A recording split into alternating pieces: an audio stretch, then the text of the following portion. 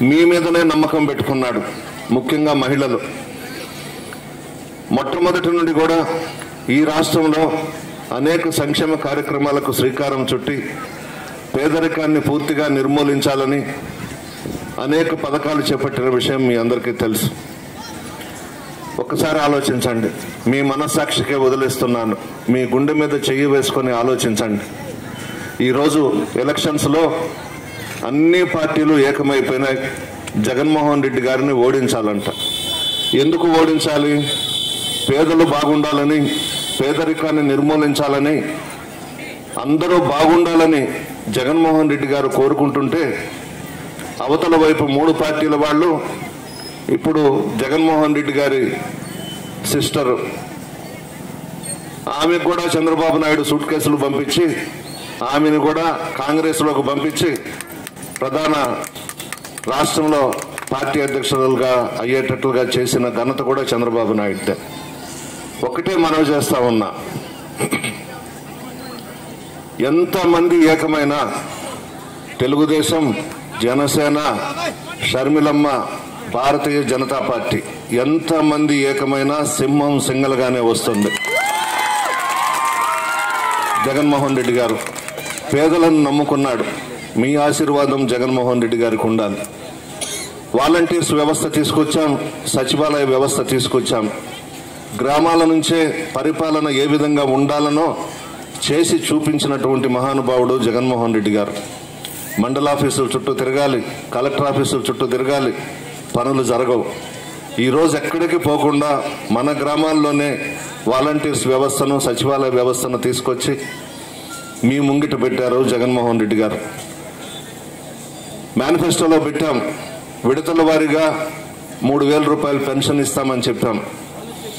చెప్పిన మాట తప్పకుండా జగన్మోహన్ రెడ్డి గారు అవ్వాతాతలకు కానీ, వితంతువులకు కానీ, వికలాంగులకు కానీ అందరికీ కూడా పెన్షన్ పంపిస్తున్న విషయం మీ అందరికీ తెలుసు. గతంలో పెన్షన్ తీసుకోవాలనంటే ఆఫీసుల చుట్టూ తిరగాలి, ఉదయం వెళితే సాయంత్రమో ఎప్పుడో ఇస్తారు. ఆ విధంగా కాకుండా వాలంటీర్స్ వ్యవస్థను పెట్టి 4:30కే మీ ఇళ్లకు పంపిస్తున్నాడు. దీని మీద కూడా చంద్రబాబు నాయుడు కుట్రలు కుతంత్రాలతో నిమ్మగడ్డ రమేష్ అనే వ్యక్తితో ఈ మధ్యన హైకోర్టులో, సుప్రీంకోర్టులో వేయించి వాలంటీర్స్కి సంబంధం లేకుండా పెన్షన్ల పంపిణీ జరగాలని వేయించిన విషయం కూడా మీ అందరికీ తెలుసు. ఆఫీసుల చుట్టూ తిరిగి దాదాపు రాష్ట్రంలో 33 మంది చనిపోయినారు.